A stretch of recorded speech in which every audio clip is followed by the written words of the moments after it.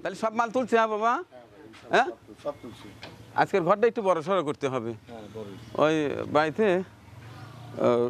সংখ্যা এরকম একটা ঘরটা একটু বড় সড়ো করে, এটা বেশি টিন নিচাও তো না? আচ্ছা, সব কিছু দিয়ে নিচাও? হ্যাঁ, বাহ, কাঠগুলো তো সেই রকম। হ্যাঁ, তাহলে তোমরা কাজ শুরু করো, আমি একটু পরে আসতেছি। হ্যাঁ, আচ্ছা, আসসালামু আলাইকুম। আজও একটি ঘর নিয়ে যাচ্ছি আমাদের পাশের গ্রাম খালিয়াপাড়া। ওই এলাকার এক অসহায় মা রহিমা, তার ঘরটিও একবারে ভেঙে চুরে খান খান। স্বামী স্বল্প আয়ের মানুষ, প্রয়োজনীয় যে একটা ঘর দেয়া আসলে সেটা দিতে পারছে না। অনেক ভিডিওই আপনারা তদন্ত দেখেন, আবার কিছু কিছু আছে তদন্ত ছাড়াই সরাসরি এটা দিতে হয়। কারণ তদন্ত করতে গেলে এক দৃশ্য, তদন্ত ছাড়াও কিছু কিছু দৃশ্য আমার কানে আসে, চোখে পড়ে, তাদেরকে দিতে হয়। যাই হোক, সেই মা রহিমার বাড়িতে যাচ্ছি একটি ঘর নিয়ে। দোয়া করবেন ওখানে যেন চমৎকার একটি ঘর তৈরি করে আপনাদের দেখাতে পারি, আর কিভাবে গ্রামীণ দৃশ্য বিভিন্ন আঁকাবাঁকা রাস্তা দিয়ে আমার টিমের সদস্যরা এই মালামাল কষ্ট করে নিয়ে যায়, সেই চিত্রগুলো দেখতে স্কিপ না করে ভিডিওটি দেখতে থাকুন। আর যদি ভালো লাগে সর্বশেষে ছোট্ট একটা লাইক এবং আপনার মতামত জানাবেন। আর যদি একটু বেশি ভালো লাগে শেয়ার করে আপনাদের প্রিয়জনকেও দেখার সুযোগ করে দেবেন। তো দেখতে থাকুন আমাদের আজকের আরেকটি লাল সবুজের ঘর দেওয়ার চিত্র।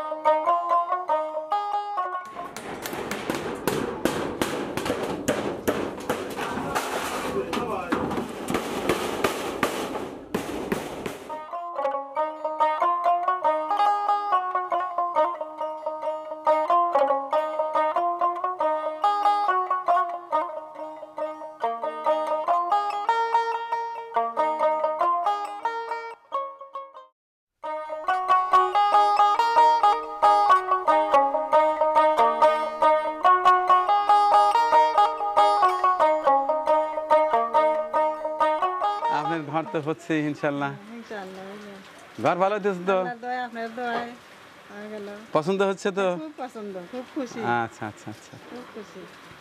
দোয়া করে না? আচ্ছা, সব সময় আপনার লেগে দোয়া। যিনি আমার জন্য না, যিনি অর্থ দেয় তার জন্য বেশি দোয়া করেন। আপনার জন্য আমি তো খাদেম মাত্র। এর জন্য আপনার জন্য সব সময় দোয়া।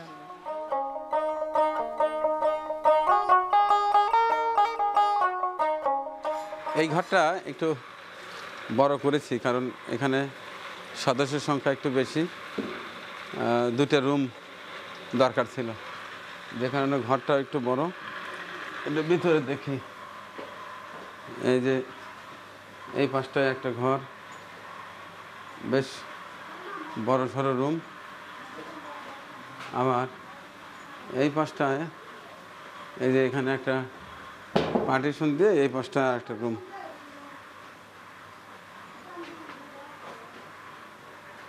আমি চেষ্টা করি যেখানে মানে যেটা দেওয়া দরকার, অর্থাৎ কোনো পরিবারে একটু সদস্য বেশি, তাদের একটা রুমে অর্থাৎ একটা ঘরে কাজ হয় না, দুটো ঘর দরকার। সেক্ষেত্রে দেখা যায় ঘরটা আমি একটু বাড়িয়ে দেওয়ার চেষ্টা করি, করে এই যে একটা পার্টিশন দিয়ে দিয়েছি। এখানে যখন ঘরের কাজ শেষ হয়নি, ওইখানে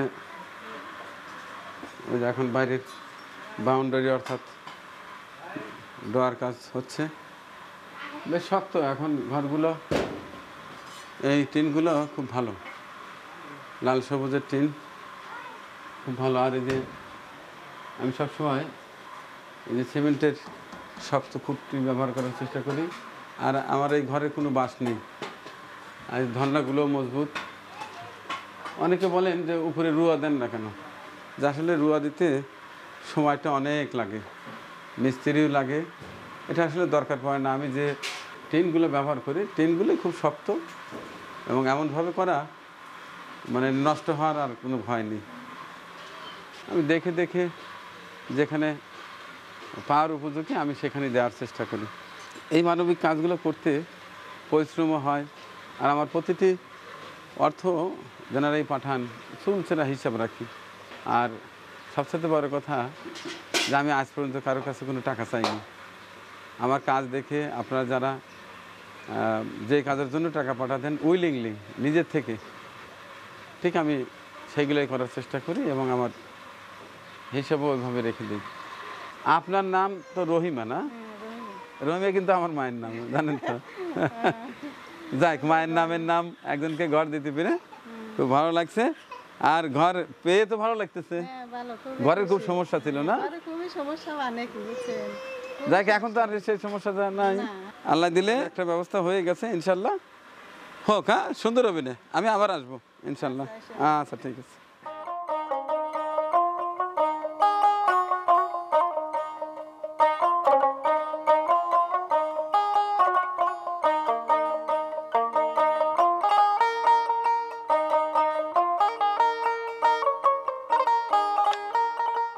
তাহলে তো ইনশাল্লাহ ঘরটা হয়ে গেল। হ্যাঁ, ঘরটা হয়ে গেল। আচ্ছা, 2 রুমের ঘর দিয়ে দিছি, যাতে আপনার বাচ্চা কাচ্চা বেশ কয়েকটা একটু ভালো থাকতে পারে। ঘরটা বেশ সুন্দর হয়েছে, মজবুত হয়েছে, জানলা 2টা আছে। যাক, একটু হলে উপকার হয়েছে তো। হ্যাঁ, জানলা খুবই উপকার হয়েছে, ভালো হয়েছে। এই ঘরটা আমাদের আফজাল ভাইয়ের অর্থে এই ঘরটা দিতে সক্ষম হয়েছি। তিনি শুধু লন্ডনে থাকেন, তার পরিবারের জন্য দোয়া করবেন যেন তাকে এবং তার পরিবারের সকলকেই ভালো রাখে। আচ্ছা, ঠিক আছে, ভালো থাকেন। আলহামদুলিল্লাহ, হয়ে গেল। আরেক মা রহিমার সুন্দর একটি লাল সবুজের ঘর। মা রহিমার স্বামী একজন রাজমিস্ত্রি কাজ করে। রাজমিস্ত্রি কাজ আসলে সবসময় তো পর্যাপ্ত পরিমাণ হয় না, আর যে মজুরি পায় তাতে আসলে তেমন একটা সচ্ছল না। অনেক ভিডিওতেই অনেক তথ্য তুলে ধরা যায় না, কারণ কিছু কিছু মানুষ আছে যারা ঠিকমতো বলতেও পারে না, কষ্টে থাকে। আমি খুঁজে খুঁজে বের করে তাদেরকে দেওয়ার চেষ্টা করি। আপনারা রিসেন্ট একটা ভিডিও দেখেছেন, 1, 2, 3 অর্থাৎ 3টি পরিবারের তদন্তের চিত্র অলরেডি কাজ শুরু করে দিয়েছি। প্রথমটা এবং দ্বিতীয়টা কাজ অলরেডি চলছে, তৃতীয়টার পয়সা এখনও ম্যানেজ করতে পারিনি, হয়ে যাবে ইনশাল্লাহ। আর এই ঘরটি দেয়া ছিল আমাদের আফজাল হোসেন, আফজাল ভাইয়ের, তিনি লন্ডন থাকেন। তিনি একটা ঘরের পয়সা দিয়েছিলেন, বলেছিলেন যে আপনি দেখে শুনে একটা ঘর দিয়ে দিন। যাই হোক, আজকে যে ঘরটা দিলাম সেই অসহায় মাটির নাম রহিমা, তার স্বামীর নাম কোরবান আলী, রাজমিস্ত্রি কাজ করে। যাই হোক, চাল ডেলে চলতো, কিন্তু কষ্টে ছিল, সেটির সমাধান হয়ে গেল। কালকে একটা কমেন্টসে একটা মজার কমেন্টস পেলাম। একজন লিখেছে, ভাইয়া আপনি যে শুধু একেবারে বৃদ্ধ বৃদ্ধাদের ঘর দিচ্ছেন, এরা তো কদিন পরে মারা যাবে, এদের ঘর দিয়ে কী হবে, যারা মধ্যম বয়স্ক অনেক দিন বাঁচবে তাদেরকে ঘর দেন। আমি কমেন্টসটা পড়ে হাসলাম একটু, আবার আপনার ভিতরে ঢুকে আপনার কথাগুলো অ্যানালাইজ করার চেষ্টা করলাম। আপনি যেটা বলেছেন যে অর্থে, সেটিও ফেলে দেওয়ার না, কারণ বৃদ্ধ বৃদ্ধা সারা জীবন তো কষ্ট করে চলেই আসছে, কদিন পর চলেই যাবে, তখন তার ওই বাচ্চা কাচ্চারা পাবে যারা কিনা ওই বাবা মাকে ভালো ঘরে থাকতে দেয়নি। এই বিষয়টি আমি বুঝতে পেরেছি, আপনাকেও ধন্যবাদ। তবে কি জানেন, এই অসহায় বৃদ্ধ বৃদ্ধা মা বোন দেখলে পরে খারাপ লাগে, যে আমার কাছে মনে হয় যেন তোরা শেষ জীবনে যেন মরার আগে অন্তত ভালো একটা সুন্দর ঘরে যদি কিছুদিন বসবাস করতে পারে, তৃপ্তি নিয়ে মারা যেতে পারে। এরপরে সেই ঘরটা তার পোলা থাক আর নাতি থাক সেটা পরের বিষয়, ওটা আর দেখার কিছু নেই।